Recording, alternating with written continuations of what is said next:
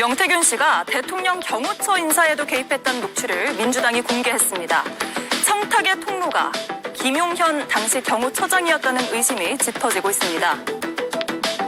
이 항공의 김 회장이라고 또 김 회장을 만났는데 김용현 씨 이야기를 하더라고. 그래가 김용현 씨가 부를 거예요. 나는 이제 스페인 같이 갔다 하길래 빨리 이력서를 보내라 하니까 보냈더라고. 그래서 난 다음날 전화가 왔더라고. 가게 됐다고. 네, 방금 들은 대화 내용을 정리하면 명 씨가 인사청탁 당사자에게 김용현 처장 쪽으로 이력서를 보내라고 했고 그 말대로 했더니 이내 취업이 이뤄졌다는 겁니다. 민주당은 인사청탁 당사자를 경호처의 권모 씨로 지목하고 있습니다. 권 씨는 2001년쯤 홍준표 의원의 운전기사를 하다가 이후 이명박 청와대에서 특채 경호원으로 일했던 걸로 알려졌습니다. 그 권모 씨가 명태균 씨에게 보낸 카톡이 검찰에 의해서 복원된 거예요. 그 권모 씨가 보낸 카톡 내용이 이겁니다. 박사님 오늘 인사가 났습니다. 박사님 덕분입니다. 박사님 라인으로 입성했습니다. 여기서 박사님이 명태균 씨예요. 이건 국정농단이죠. 사인이지 않습니까? 노종면 의원은 검찰이 이런 인사청탁 정황을 인지했음에도 수사를 이어가지 않고 있다며 진상규명이 필요하다고 주장했습니다. 네, 민주당이 녹취록을 공개했습니다.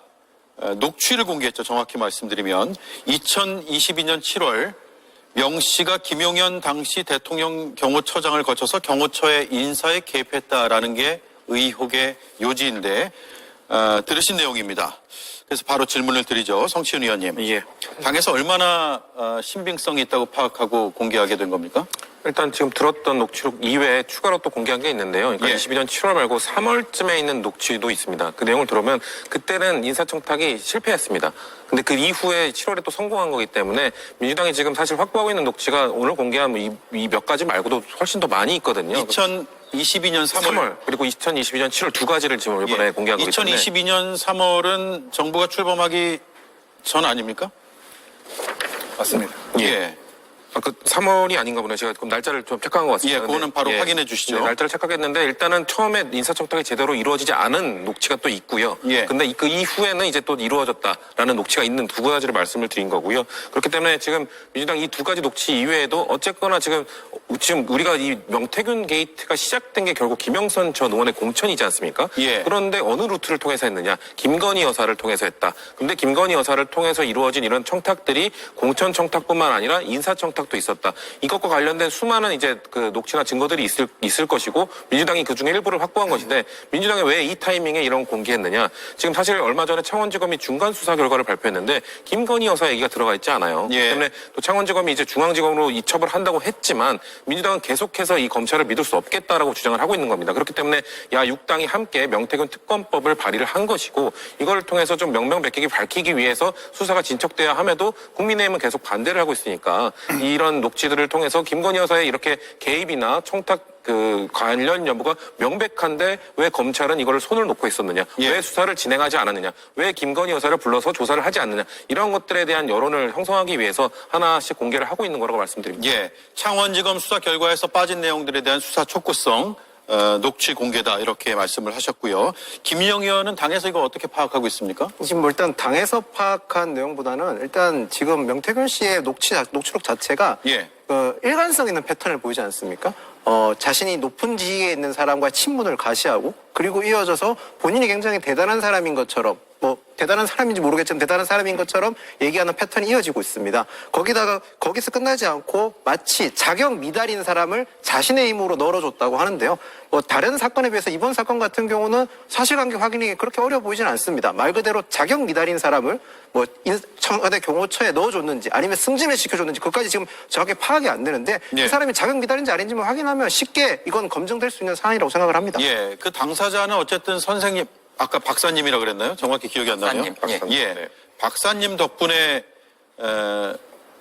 라인에 입성하게 됐다 이런 얘기까지 했단 말이에요. 그러면 당사자도 그 부분에 대해서는 내가 명태균을 통해서 그 힘을 입고 인사가 이루어진 것 아니냐라고 생각했다는 의미가 될 수도 있을 것 같은데요. 김보영 의원님. 당연하죠. 경호처나 혹은 당사자는 그냥 의례적인 인사다. 나는 당신의 사람이에요라고 얘기하는 게 의례적인 인사라고 주장을 하나 그렇지는 않습니다. 예. 그리고 저는 이게 별로 충격적인 이야기가 아닌 게 명태균 씨는 국회의원 공천을 좌지우지했던 사람 아닙니까?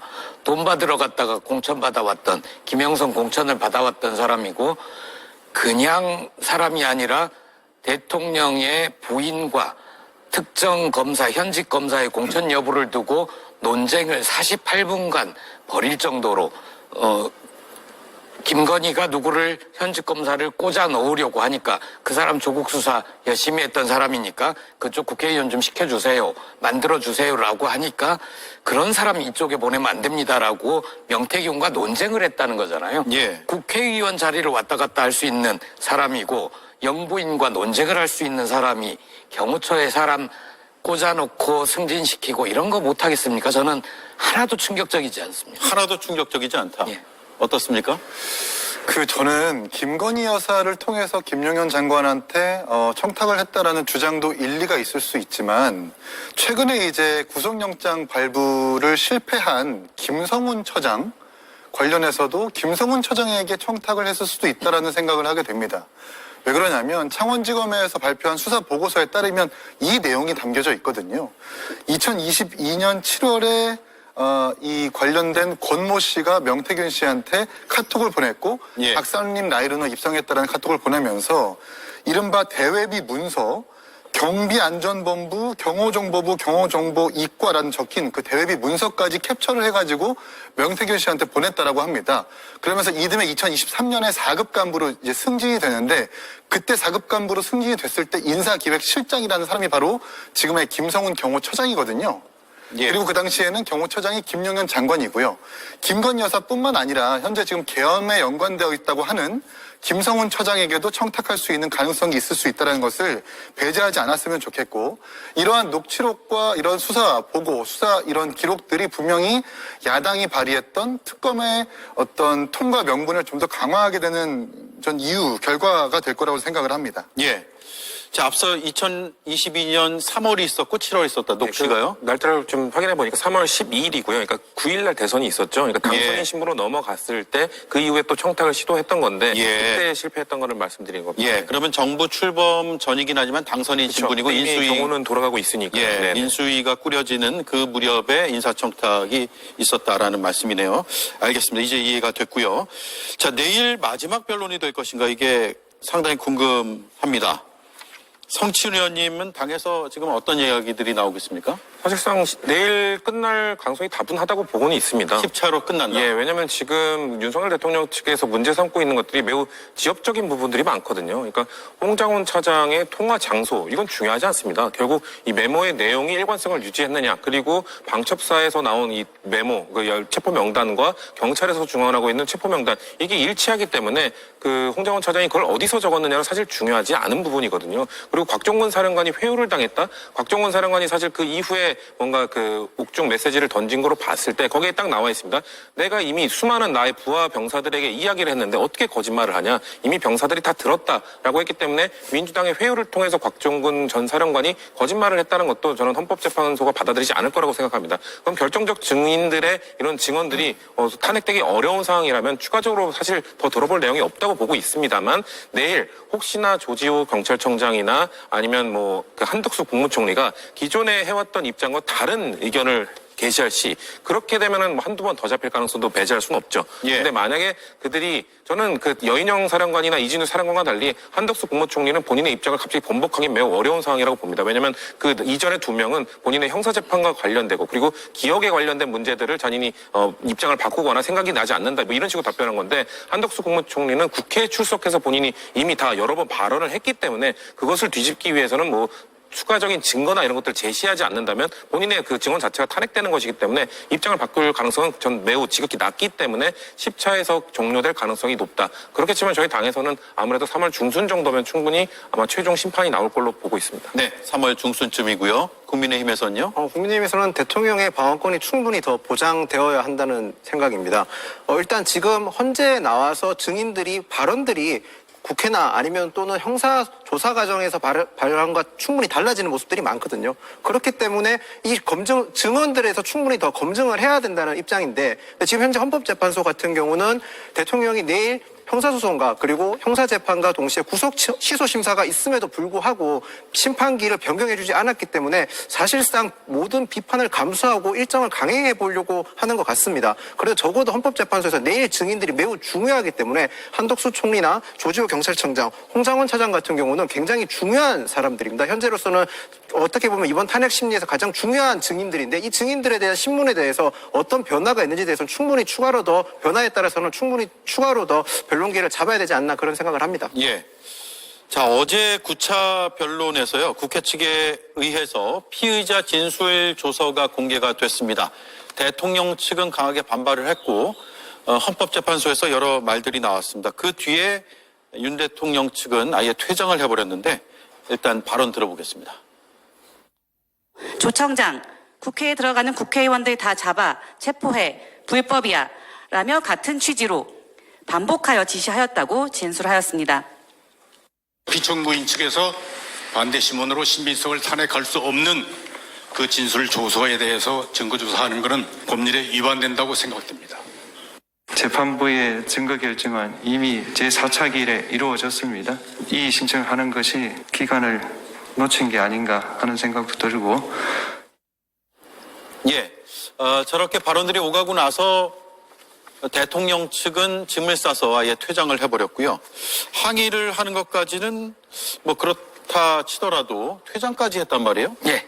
어떤 의미로 봐야 됩니까? 저는 어제 저 장면을 보면서 예를 들어 그런 겁니다. 버스가 지나가고 나서 손을 흔들었어요. 근데 그 버스는 이미 지나갔기 때문에 안 세우죠. 그걸 보고 나서 이 사람이 아니 헌법상 보장된 이동권을 왜 보장하지 않느냐라고 우기는 거와 마찬가지입니다. 이미 증거에 관한 얘기는 4차 때 했는데 지금에 와서 다시 증거를 가지고 얘기를 하는 건 좀 말이 안 된다 싶고요. 변호인단이 짐을 싸서 사퇴를 한다. 지난번에 문영배 재판관인가요? 한번 끝나지 않은데 약간 신경질적 반응을 보이면서 사퇴한 적이 있지 않나요? 당신만 그거 하는 거 아니다. 우리도 할 수 있다. 이런 식의 쇼를 한 거 아닌가 싶습니다. 그리고 윤석열 어제 안 나왔잖아요. 나왔다가 그냥 돌아가 버렸지 않습니까? 그거는 또 어떤 의미일까 생각을 해봤습니다. 만약에 지금 상황이 윤석열과 그리고 윤석열의 법률 대리인단이 서로 믿지 못하는 상황 아닌가. 대리인단 쪽에서는 윤석열 나와서 하는 얘기 족족, 예를 들어서 난 인원이란 말을 쓴 적 없어요. 근데 그 뒤로도 계속 쓰잖아요. 예. 이런 게 변론에 전혀 도움이 안 된다. 안 오는 게 좋겠다라고 얘기를 하고 윤석열 쪽에서는 대리인단을 계속 말리는 모습도 있지 않았습니까? 그래서 엑스맨 아닌가 이런 얘기도 있었는데 대리인단이 나를 제대로 대리하지 못한다라는 불평불만도 있었을 것 같고요. 원래 국회 쪽 대리인단에는 조국혁신당의 서상범 법률위원장도 들어가 있습니다. 그분 통해서 얘기를 들어보면 사실은 지난주에 이미 마치고 어제 최종 변론과 최후 진술을 끝으로 끝나려고 했는데 하도 국민의힘과 윤석열 쪽 대리인 쪽에서 공정성, 편파성 이거 가지고 얘기를 하니 그래 한 번 더 기회를 주자 해서 내일 걸 증인신문을 한다는 거예요. 그러니까 마지막으로 봐야 될 겁니다. 그리고 이제 그 다음에 남은 건 윤석열의 최후 진술 정도 남아있다고 봐야죠. 예. 원래는 화요일이 마지막이었는데 마지막을 한 차례 연장해준 마무리 정도 늦춰진 거죠. 가 될 것이다라는 전망이시고요. 이기인 의원님, 조지호 경찰청장의 검찰 진술 내용을 보면 이게 곽종근 사령관 또 홍장원 전 차장과 일맥상통하는 부분이 있고 또 또 말을 바꾸거나 침묵을 하고 있는 다른 사령관들하고는 배치되고 네. 또 윤 대통령 측의 주장과도 배치가 됩니다.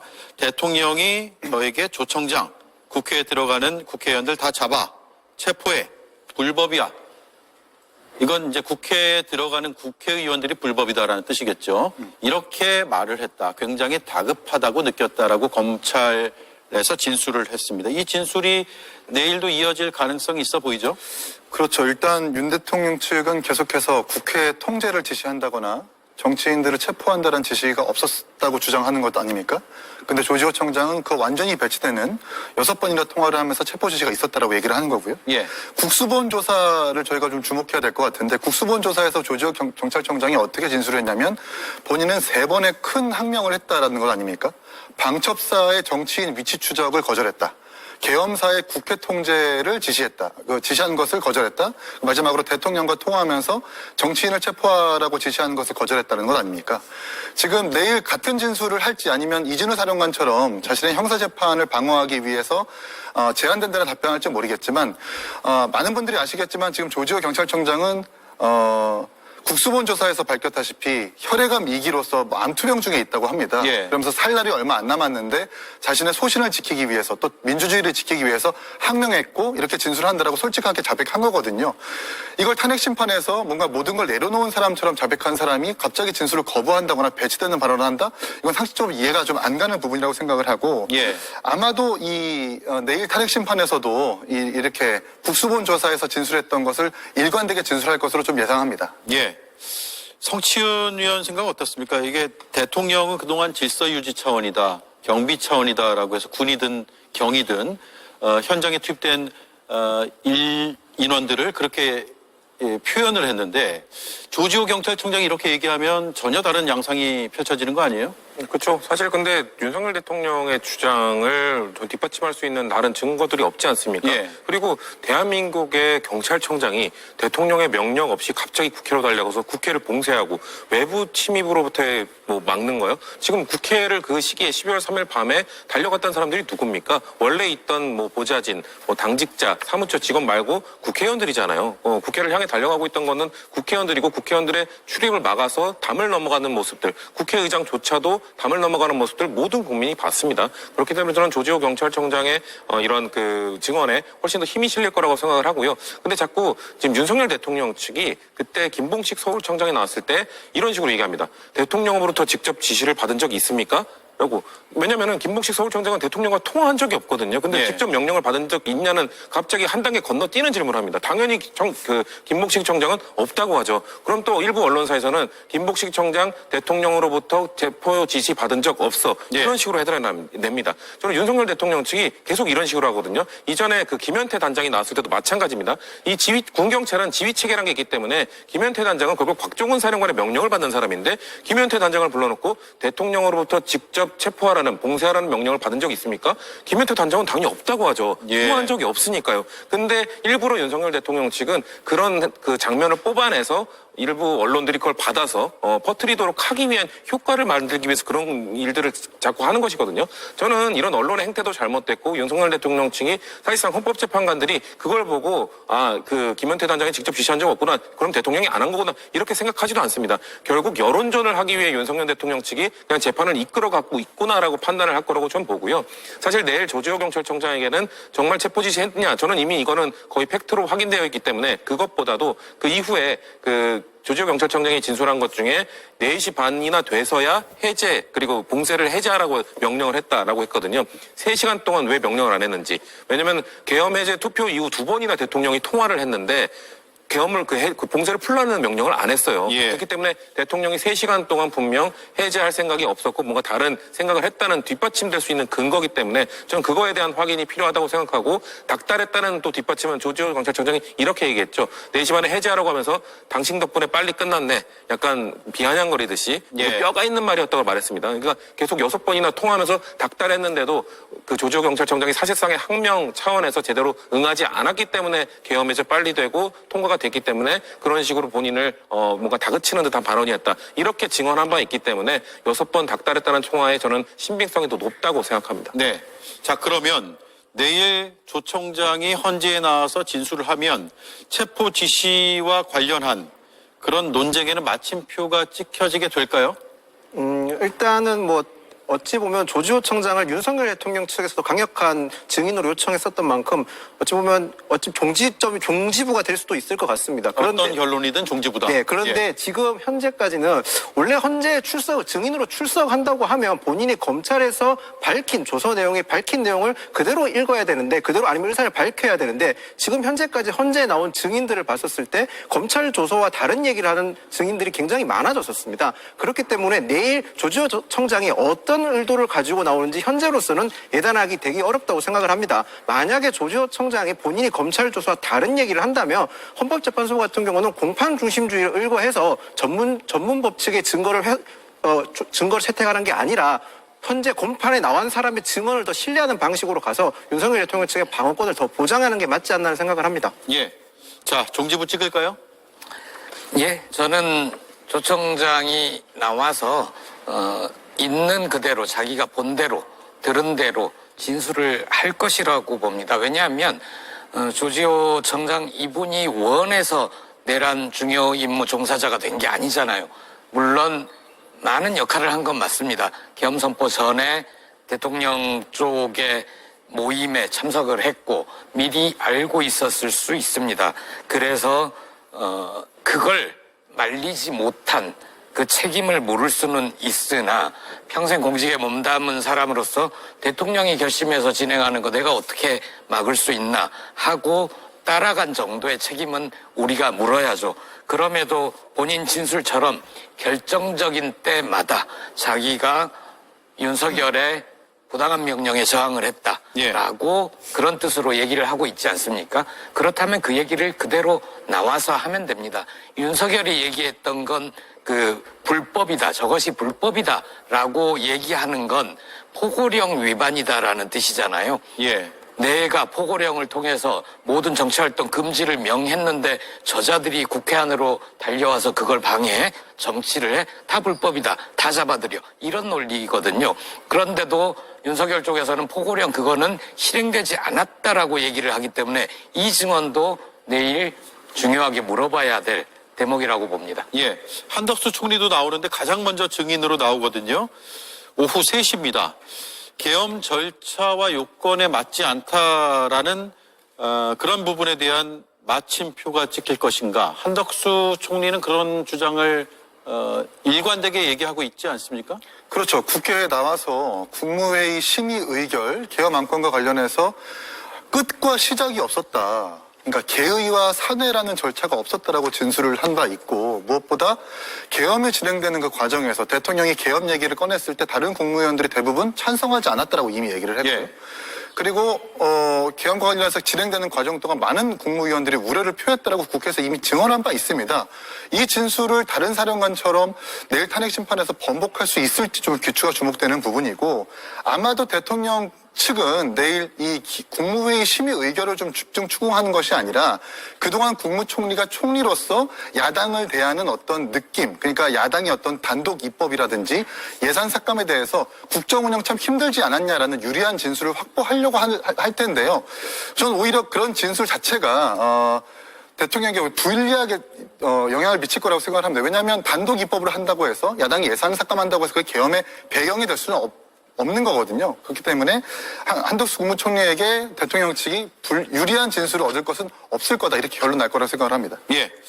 자, 그런 가운데 여당 의원들이 오늘 헌법재판소를 찾아가거나 또 비판하는 일이 계속 이어졌는데, 일단 김기현 의원 발언 듣겠습니다. 우이독경 마이웨이만을 고집하는 헌법재판소의 오만한 갑질이 극에 달했습니다. 현직 대통령에게 이곳저곳을 옮겨 다니며 하루에 2번의 재판을 받으라고 강요하는 것은 헌법재판소의 사법 갑질이며 대통령의 방어권을 사실상 봉쇄하기 위한 정치 테러와 다름없습니다. 예, 정치 테러라는 표현까지 등장했는데 이제 내일 거의 마무리 국면인데 예. 시작하고 나서 얼마 지나서 나왔던 그 주장이 계속 똑같이 유지되고 있단 말이에요. 그렇습니다. 국민의힘 김기현 의원을 포함해서 당 지도부조차 모두 헌법재판소의 결론에 불복할 준비를 하고 있는 겁니다. 어떤 결론이 나더라도 헌법재판관의, 왜냐하면 헌법재판소는 공정하지 않고 편파적인 재판관들이 있기 때문에 이 재판의 결론도 우리는 인정할 수 없다. 이런 뜻인 거죠. 근데 김기현 의원 판사 출신입니다. 말이 너무 거칩니다. 얼마 전에는 헌법재판소를 해체하겠다라는 표현도 썼고요. 헌법개판소. 오늘은 예. 정치 테러. 테러라는 거는 월요일 방송에서 제가 말씀드렸지만 집단적으로 조직적으로 지금 국민의힘이 정광훈 세력과 함께 거리에서 하고 있는 것, 그것이 거의 테러에 가까운 행위입니다. 함부로 아무 곳에나 갑질, 정치 테러 이런 언사 조심하시기 바랍니다. 예. 잘못하면 국민의힘이 해산 나갑니다. 네, 불복을 위한 준비 발언이다. 이렇게 분석을 하고 계시는군요. 대통령 탄핵이라는 심판을 맡은 헌법재판소가 현재로서 보수 지지층에 봤을 때는 공정하게 하고 있지 않기 때문에 저희가 지금 저런 주장을 합니다. 물론 김부엽 대변인께 말씀하신 대로 과격한 발언에 있어서는 지적을 하실 수 있다고 생각을 하지만 그만큼 보수 지지층에서는 지금 이 헌법재판소의 진행 자체에 대해서는 조금의 의문점을 가지고 있다는 점을 말씀드리고 싶고, 특히 내일 같은 경우는 홍장훈 차장이 나오지 않습니까? 홍장훈 차장은 처음보다 오히려 지금의 본인의 진술을 뒤집는, 처음에는 조그만 단어나 문장이 바뀌었다면 지금은 본인의 진술 전체의 신빙성을 제기할 수 있을 만큼의 좀 어떻게 보면 착오라고, 본인은 착오라고 얘기하지만 심각한 좀 진술 번복이 있었거든요. 그런 점을 대통령 측에서는 지적하고 싶은 거고, 그래서 더 충분한 방어권을 보장해달라는 말로 좀 받아들여 주셨으면 좋겠습니다. 예, 알겠습니다. 두 번째 이슈 이수진 앵커가 브리핑하겠습니다. 그렇지만 너무 많은 의원님들 함께해 주셔서 감사합니다. 첫 번째는 아마 토론 주제가 중요해서 오신 거 맞으시죠? 네. 또 하나는 역시 저 1등이신 분이 오셔서 그런 것 같습니다. 국민의힘 의원 60명이 한자리에 모였습니다. 보수 1등 김문수 장관 때문으로 보이죠. 청년들은 졸업이 두렵다고 합니다. 신규 채용이 급감했기 때문입니다. 보수층에서 가장 높은 지지율을 얻는 인사다 보니까 앉을 자리가 부족할 정도로 이렇게 문정성시를 이룬 겁니다. 심지어 지난주 오세훈 시장의 개헌 토론회와 비교를 해봐도 더 많은 숫자가 모였고요. 아침에 헌재에서 1인 시위를 했던 장동혁 의원이나 헌재 비판 기자회견을 열었던 김기현 의원도 이렇게 밝은 표정으로 함께했습니다. 행사가 끝나고 김문수 장관은 30분가량 기자들을 만났는데요. 조기 대선과 여론조사 이야기에 마음이 무겁다라고 답하면서 극도로 조심하면서도 대선 후보로서 확장성이 좀 떨어지지 않느냐, 이런 지적에는 확실하게 반박했습니다. 무슨 확장성을 말하는지 저는 모르겠습니다만, 저는 대한민국의 가장 밑바닥 청계천에 다림질하는 보조로부터 출발해서 민주화운동 과정에서 제가 감옥만 2년 6개월 2번 경기도지사로서 제가 한 일도 다.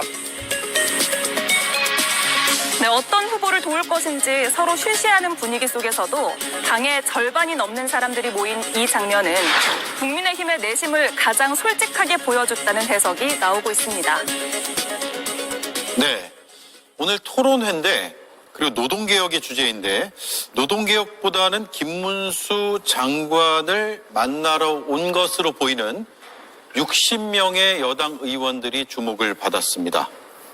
일단 숫자부터 보죠. 108명의 의원 중에서 60명이면 제가 막 나눠보니까 55.55%입니다. 예, 많습니다. 차기 주자 1위로 지금 여론조사에서 나오고 있거든요. 1위 주자에게 눈도장 찍으러 온 거 아니냐, 이런 시선도 있습니다. 정치권에서 유일하게 정량평가인 여론조사에서 1등을 한 후보에게 국회의원들이 가서 그분이 참석한 행사에 참석한 건 그렇게 특별한 일은 아닌 것 같습니다. 되게 예. 보편적인 일이라고 생각을 합니다. 지지율에 반응하는 것은 어찌 보면 정치인으로서는 숙명 같은 일이기 때문에 저런 현상은 전 자연스러운 현상이라고 생각을 합니다. 보통 저런 토론회를 개최했었을 때 참석 인원이 어떻게 많이 모이는지는 토론회 주제와 주최자가 누군지가 굉장히 또 중요한 면을 담당합니다. 예. 나경원 의원이 주최했고요. 국민의힘에서 굉장한 인지도도 가지고 있고 여러 의원들과 교류가 많은 나경원 의원이 주최한, 그리고 또 노동 분야, 국민의힘에서는 어찌 보면 노동 분야에 관심 가지는, 노동 분야에서는 어찌 보면 개혁을 강조하기 때문에 국회의원들이 관심이 많이 가지는 부분입니다. 그렇기 때문에 많은 의원들이 참석했다고 볼 수 있습니다. 저는 드리고 싶은 말이, 참석했다고 해서 모두 지지한다, 그 점은 아직까지는 시기 이른 점이라고 생각을 합니다. 앞으로 조금 더 상황을 지켜보면 어떤 식으로 국민의힘 의원들이 어떤 편에 서는지를 알 수 있을 거라 생각을 합니다. 예. 나경원 의원이 주관한 토론회인데 앞서 들으셨지만 나 의원이 이렇게 얘기했어요. 아마 토론 주제가 중요해서 오신 거 맞으시죠? 그리고 역시 1등이신 분이 오셔서 그런 것 같습니다. 나경원 의원도 아는 것 같아요. 그렇죠. 네, 제가 정치권에서 활동한 지 올해로 16년 차인데 활동을 해보니까 본인을 이렇게 비판하는 사람보다 더 위험한 게 본인을 추켜 세우는 사람이거든요. 이렇게 정치인들은 이제 구름 위를 둥둥 걷는 그런 느낌이 드는데, 저는 김문수 장관이 이 나경원 의원이 말한, 이 주최한 나경원 의원이 말한 김문수 장관 덕분에 이렇게 60여 명이 왔다, 이런 얘기를 듣게 되면은 저번 주에 김보엽 대변인께서 말씀하신 이제 난가병이 2단계로 넘어가는 거거든요. 난다병. 예, 2단계 나구나 로 넘어가게 되는 겁니다. 나구나병이요. 이 60명이 나 때문에 왔구나. 진짜 나구나. 난가에서 이제 2단계로 넘어가게 되는 거기 때문에, 예. 그렇기 때문에 김문수 장관의 발언이 바뀌기 시작하지 않았습니까? 이전에는 조기 대선 생각도 없다. 대통령의 복귀가 최우선이다. 그런 질문하지 말라라는 뉘앙스로 얘기를 하다가 이제는 확장성 이야기를 하니까 바로 전혀 상관없는 갑자기 본인의 과거를 이야기하면서 내가 이렇게 어렵게 살아온 사람이다. 내가 이렇게 밑바닥부터 지금 장관까지 올라온 사람이다 하면서 사실상의 대선 출마 의사를 밝히고 있습니다. 네. 이제 2단계로 넘어가신 겁니다. 나구나로 넘어가신 거기 때문에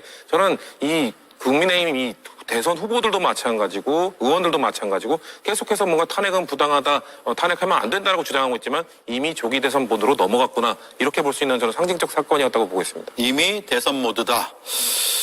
김보희 의원님. 예. 뭐 제가 걱정할 건 아니지만 대통령 입장에서 서운할 것 같아요. 그러니까요. 이분들이 참 몸과 마음이 바쁠 것 같습니다. 당장 뭐라고 하냐면 계엄은 나쁜 것, 계엄은 잘못이라고 얘기를 하는데 탄핵은 반대한다고 하죠.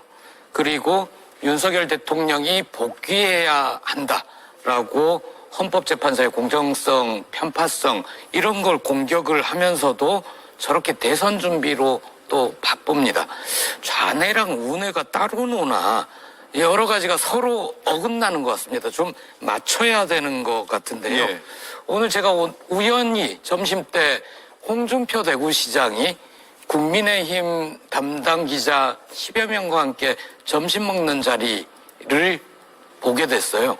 홍준표 대구시장은 평일에 대구에서 시정을 봐야 하지 않나요? 아무튼 난가병에 걸린 분들이 서울 나들이가 바빠졌고 여러 행사를 주최를 하면서 국민의힘 의원들을 최대한 세를 모으기 위해서 참 애들 쓰신다. 좌뇌 우뇌는 좀 맞추고 살자, 이런 말씀 드리고 싶습니다. 예. 다만 좌뇌와 우뇌가 처리하는 정보가 다른 것으로 저는 알고 있기 때문에 그 말씀을 제가 댓글을 달고 마치겠습니다. 자, 오늘 토론회 참석자들을 쭉 보면 눈에 띄는 인물들이 있습니다. 앞서 들으셨듯이 김기현 의원은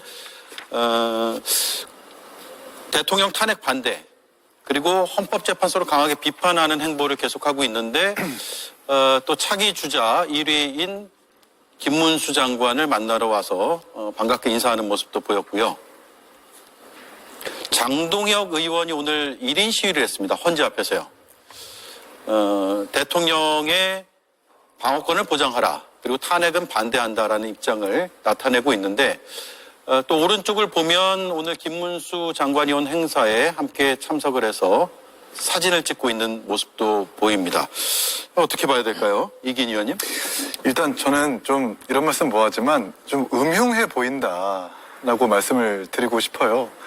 오전에는 탄핵 헌법재판소 앞에 가서 원희룡 장관 같은 경우는 헌법 도망소라고 비난하고, 김기현 대표는 헌법 개판소라고 비난하고, 나경원 전 대표 같은 경우는 정치 편향 재판소라고 하면서 노골적으로 헌법재판소를 공격하거든요.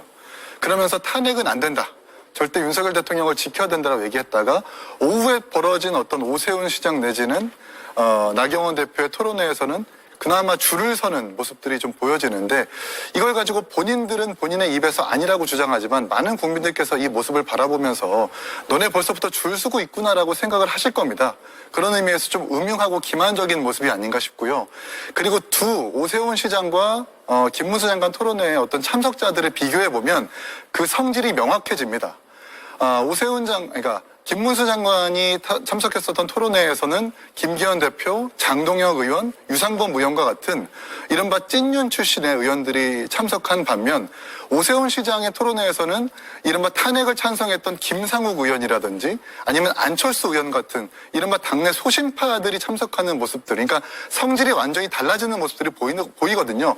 벌써부터 세대결 내지는 탄핵 찬성과 반대로 국민의힘이 분열되고 있고 하지만 그 두 개파 전부 다 대선을 준비하고 있다라는 암시적 이런 신호가 아닐까 싶습니다. 예. 오늘 중앙일보 기사 제목이 눈에 띄던데요. 낮엔 탄핵 반대, 밤엔 대선 준비, 여당 의원들의 이중 생활이라고 제목을 뽑았습니다. 김 장관이 자신이 차기 대선 주자 선호도 조사에서 범보수 1위로 거론되는 것에 대해서 가슴 아프다라는 말을 했는데 어떤 맥락인지 들어보겠습니다. 제가 정책을 발표한다든지 무슨 다른 뜻을 밝힌 적이 없는데도 불구하고 이렇게 나오는 것은 우리 사회가 정말 너무 한쪽으로 쏠리는 것, 그리고 그 쏠림 현상이 대한민국을 매우 불행하게 할 수 있다는 어떤 걱정과 우려, 여기 이런 우려들이 반영이 돼서 저한테 여론이 높은 것으로 나오는 것 같은데 저는 정말 너무 무겁고 가슴이 아픈 일입니다. 예. 자, 저 발언까지는 대선 주자로 거론되는 것, 특히 1위로 거론되는 것에 대해서 가슴 아프다라는 어찌 보면 원론적인 답변이 나왔는데 그 뒤에 한 30분 정도 기자들과 질의응답을 가졌습니다. 대선 주자들 다른 후보로 다른 후보군에 비해서 확장성이 떨어지는 것 아니냐라는 질문이 나오자 이런 답이 돌아왔습니다. 저는 대한민국의 가장 밑바닥 청계천에 재단 보조, 미싱 보조 공장에서 7년 이상 공장 생활을 하고 민주화운동 과정에서 제가 감옥만 2년 6개월 2번 감옥을 갔다 왔습니다.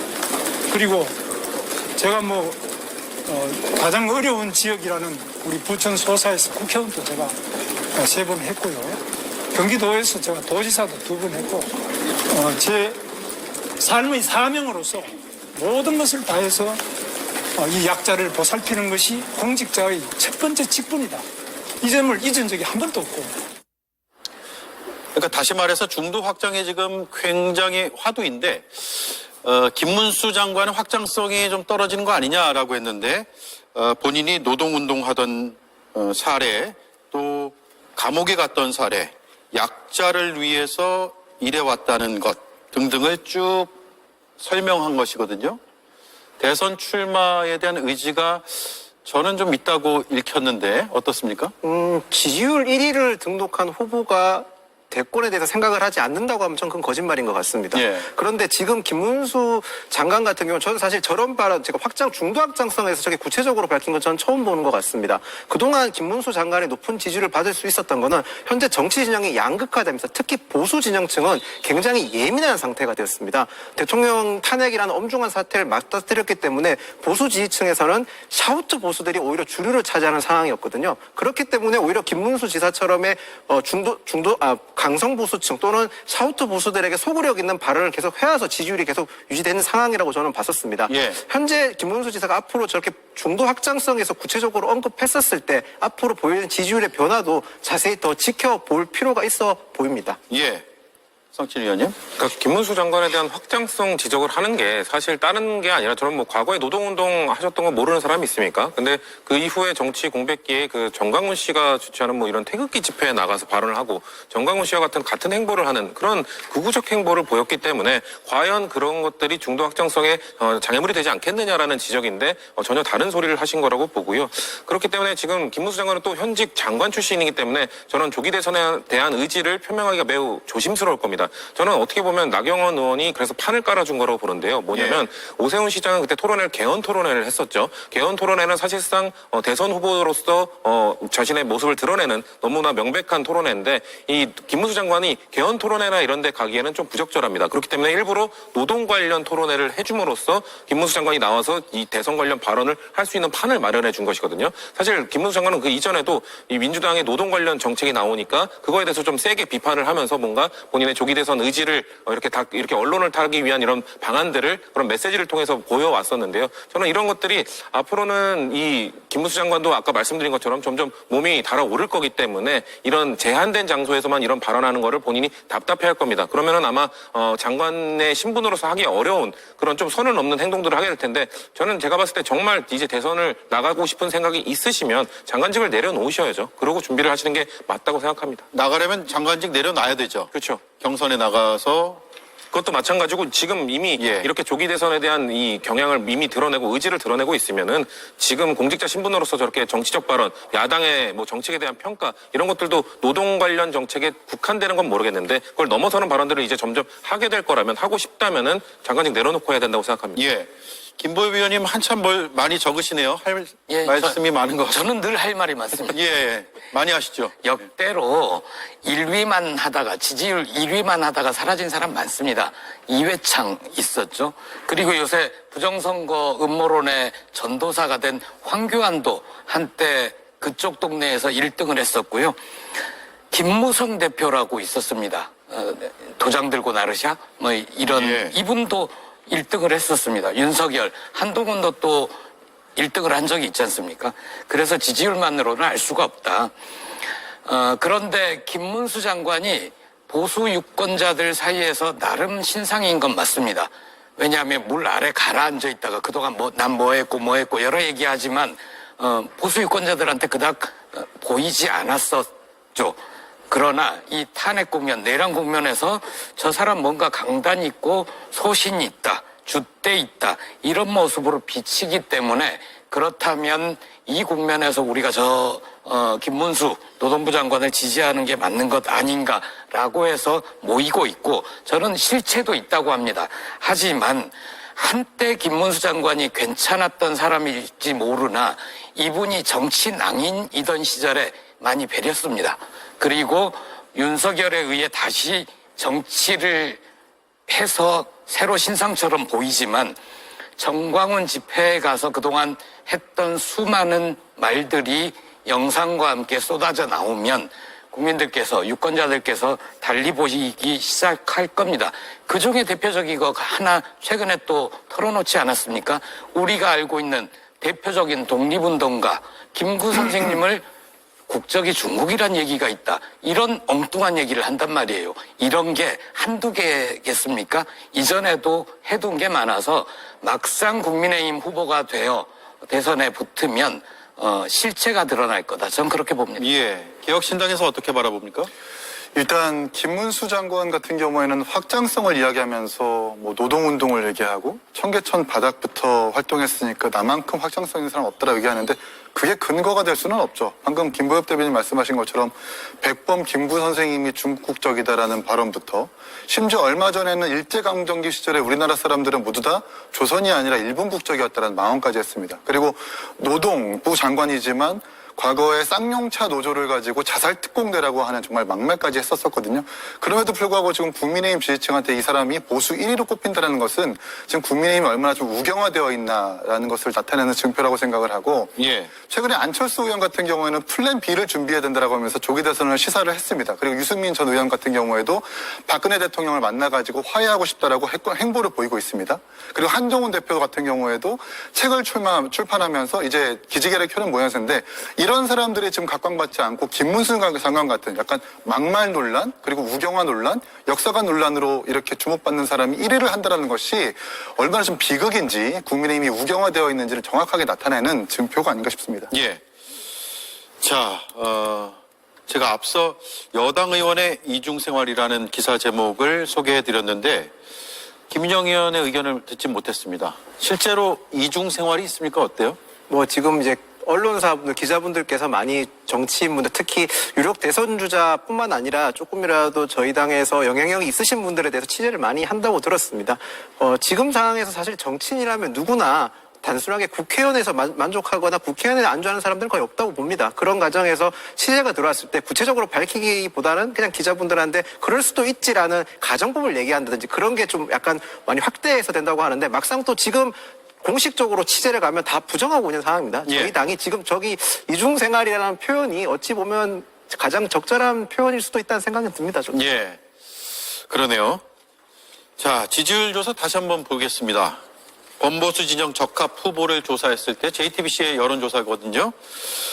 17일에 발표됐고 김문수 전체 응답자는 18%, 국민의힘 지지층은 44%로 나타나고 있습니다. 격차가 큽니다.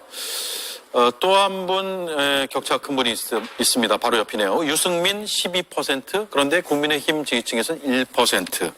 이거 어떻게 봐야 될지. 네, 그리고 리얼미터에서 조사한 이재명 민주당 대표와의 가상 양자 대결을 보죠. 31.8%로 나타났습니다. 김보엽 위원님. 예. 이 수치는 어느 정도 이어질까요? 아니면 일시적인 현상일까요?